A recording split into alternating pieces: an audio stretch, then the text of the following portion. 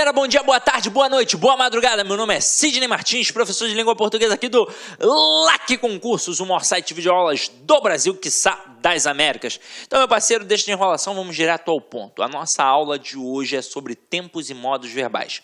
Assunto importante, porque faz você acertar as questões voltadas para o campo verbal. É muito comum você trabalhar em cima das desinências verbais. E aí, quando a gente pensa nas desinências verbais, você já sabe que tem a desinência número pessoal e a desinência modo temporal. É por isso que a gente chama de tempos e modos verbais.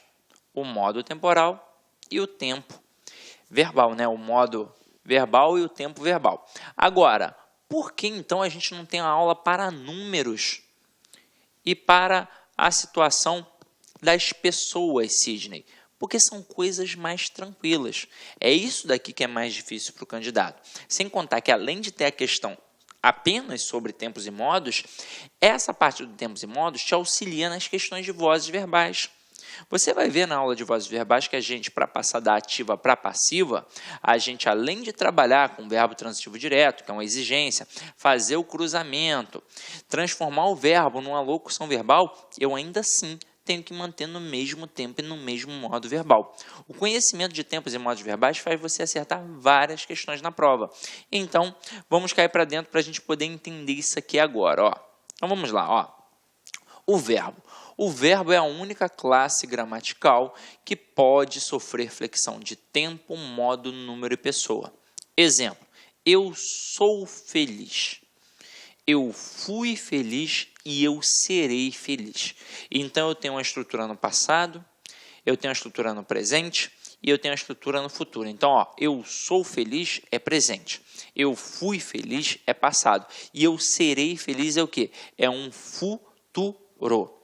Agora, para que a gente possa entender isso para valer, vou mostrar uma parada bacana para vocês. Ó. Pensei em verbo. Pensei num cara muito importante. Pensei num cara que vai indicar ação.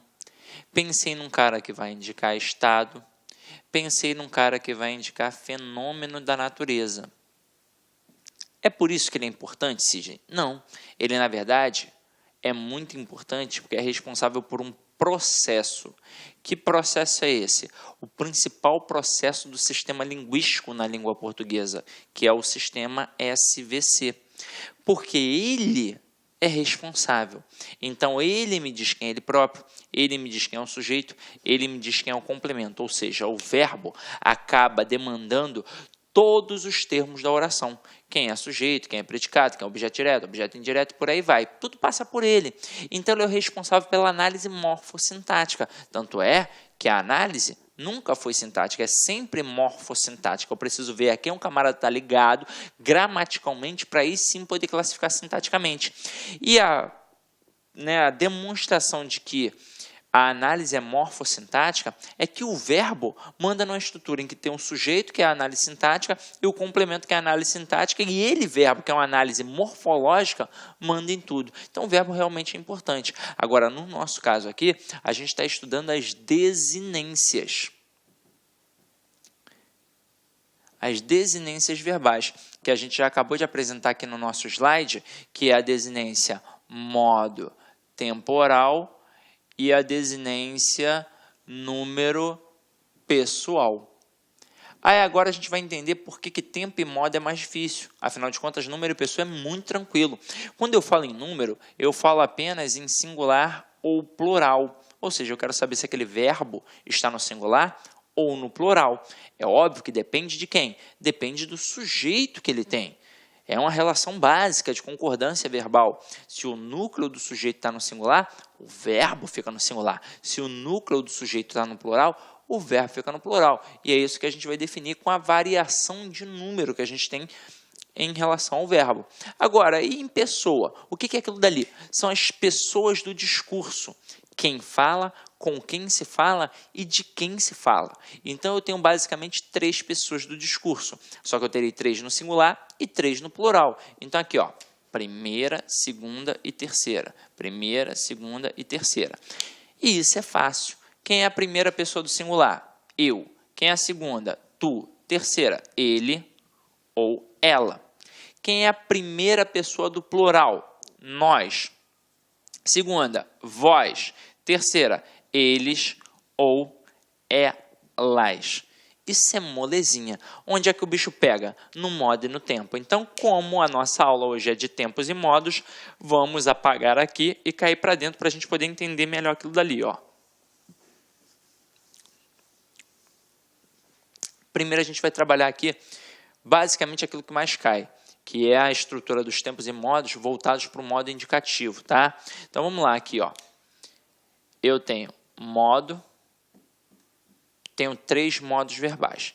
Eu tenho o modo indicativo, o subjuntivo e o imperativo. É de extrema importância que eu entenda o conceito de cada um. E, para nossa sorte, a própria nomenclatura já me dá mais ou menos o conceito. O que é um modo indicativo? É aquele que indica um fato.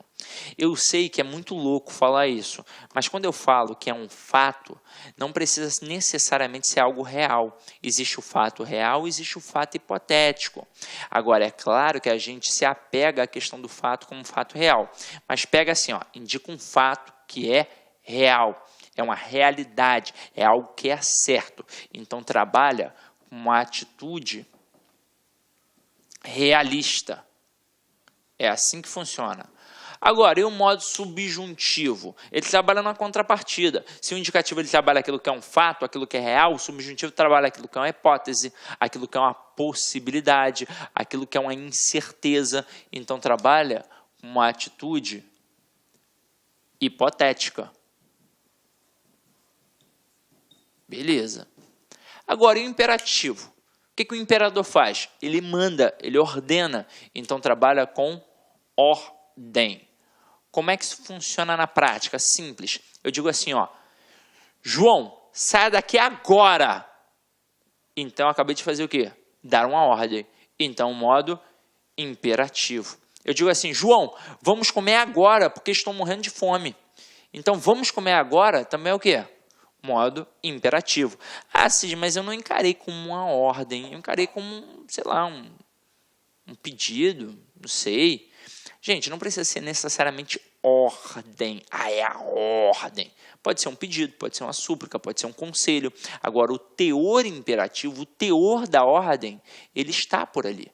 Então, o modo imperativo, basicamente, ele indica uma ordem. Agora, e se eu falar assim, ó, o João quebrou um copo. Então, eu agora não dei uma ordem. Não tem como eu pensar na concepção de modo imperativo.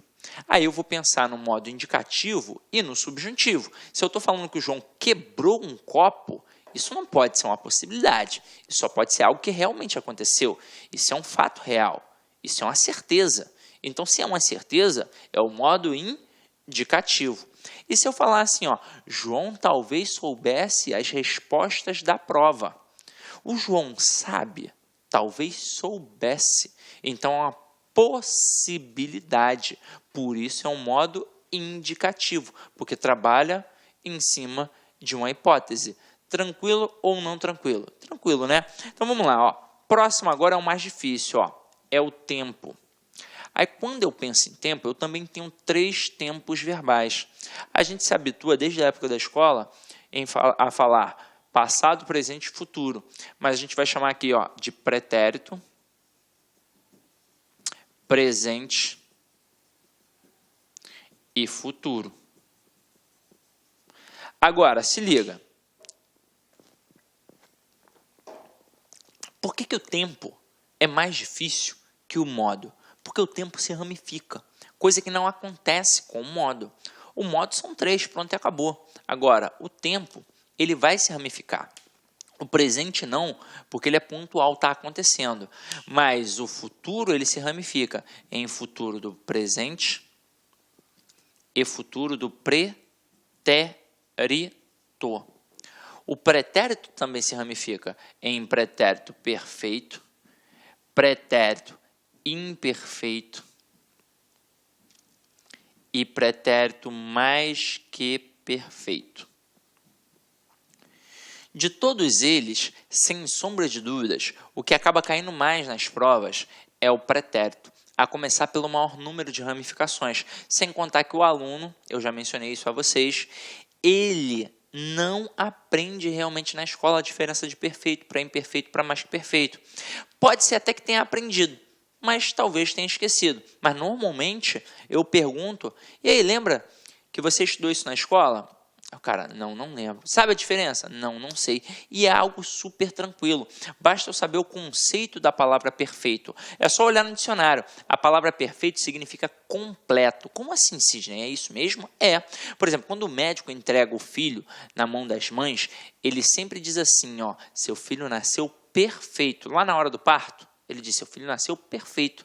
O que significa isso? Que ele nasceu completo, que ele nasceu com boquinha, com bracinho, com perninha, com orelhinha e por aí vai. Então dizer que eu tenho um pretérito perfeito é a mesma coisa que dizer que eu tenho um passado completo. Ou seja, um passado completamente realizado. Como é que isso funciona, Sidney? Você me pergunta, Sidney, o que você fez ontem? Aí eu digo, ontem eu joguei bola. E aí se eu joguei bola, joguei bola. É passado, não é passado? E não já acabou? Já acabou. Então, se já acabou, é um passado completamente realizado. Então, um pretérito perfeito. Agora, e o pretérito imperfeito? Aí se liga. Perfeito é completo.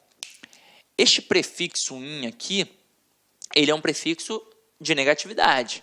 Então, é óbvio que o imperfeito não vai me dar essa noção de completude. Ele vai negar aquela completude.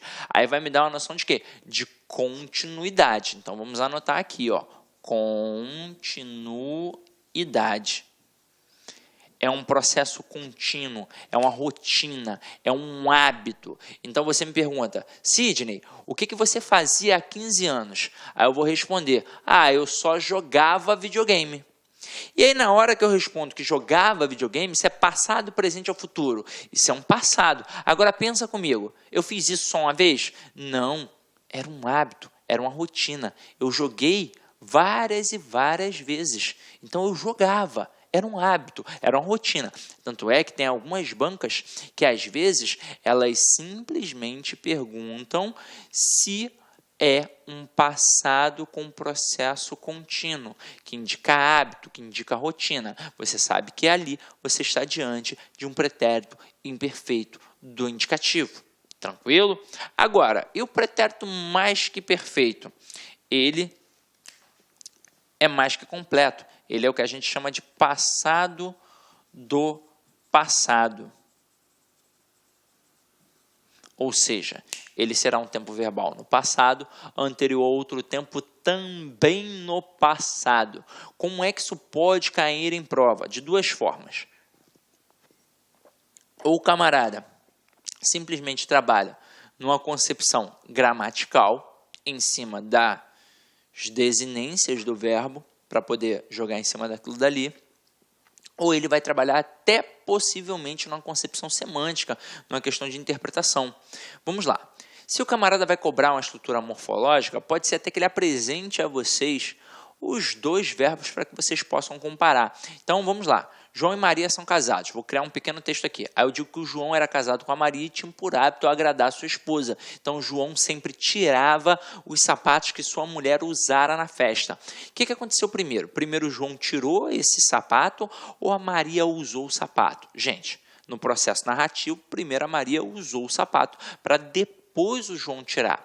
Então, este usara é um pretérito mais que perfeito. Porque... Olá, meus amigos, minhas amigas, sou o professor Luiz Antônio de Carvalho e com muito prazer, muita satisfação, estou aqui para fazer um convite muito especial para você, um convite muito especial para você que está estudando para o concurso aí da Secretaria de Fazenda de Santa Catarina, para o cargo aí, um cargo aí maravilhoso de auditor fiscal da Receita Estadual. Nós aqui da Lá Concursos, em 2018, nós entramos aí para valer, super competitivo em concursos de carreiras fiscais. Então, nós temos hoje, aqui no site, né? Temos um site aqui bem específico, já 5 cursos pré-editais. Tá? Temos o pré-edital de Goiás, de Brasília, Bahia, Rio Grande do Sul e agora esse aqui de Santa Catarina. Nós queremos nos tornar o melhor e o maior site de carreiras fiscais do Brasil. E claro, para isso nós temos uma equipe de professores aqui top de linha. Nós não temos professores medianos aqui no nosso quadro. Vocês viram aí já a qualidade dessa aula demonstrativa, né? Professor, quanto custa? Como é que é esse programa de vocês? Gente, nesse curso nosso é o pré-edital. Todo o curso da LAC pré-edital tem um período um pouco mais longo. Este curso, nós temos um prazo de 180 dias. Durante esse período, você poderá assistir às aulas quantas vezes quiser e na hora que desejar. Professor, e o investimento? Investimento apenas 10 parcelas de R$60. Ah, professor, estou com outra dúvida. Claro, vem comigo. Olha só, professor, matriculei hoje. E daqui 3 dias, por exemplo, o edital foi publicado. Eu tenho que fazer uma nova matrícula no pós-edital? Não, pode ficar tranquilo, porque se o edital for publicado dentro do prazo de acesso, nós faremos todos os ajustes a custo zero para vocês, mas tem que estar dentro do prazo de acesso. Bacana, meus amigos? Então, espero vocês aqui na LAC Concursos. Nós estaremos juntos nessa caminhada aí para você alcançar o tão sonhado cargo público de auditor fiscal da Receita Estadual. Ah, último recado, já ia esquecendo.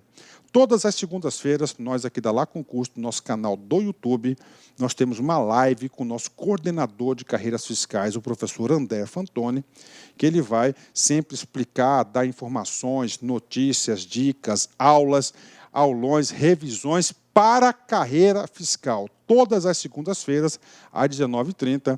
Então, peço as gentilezas que se inscrevam no nosso canal e seja nosso seguidor no nosso Instagram, porque nós transmitimos por esses 2 canais, Instagram e YouTube. Bacana, meus amigos? Um forte abraço, espero vocês. Fui, tchau, obrigado. Clique lá.